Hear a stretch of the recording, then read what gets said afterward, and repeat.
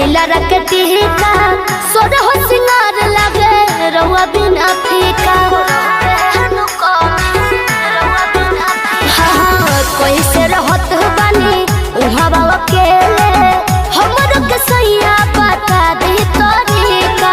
बड़की जेठानी के बच्चा भी बाड़े भाई पोटीदार चाची चाचा भी बाड़े बस है बात मन में होलता एगो रउए नु कमी खोलता एगो रउए नु कमी खोलता एगो रउए नु कमी खोलता।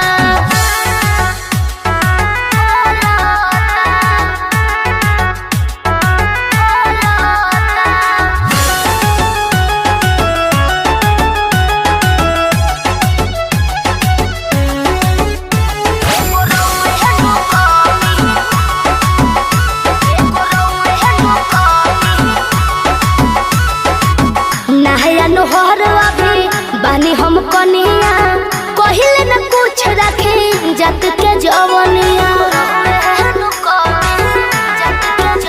हाँ से जिया पे सुते जब जातनी अकेले 10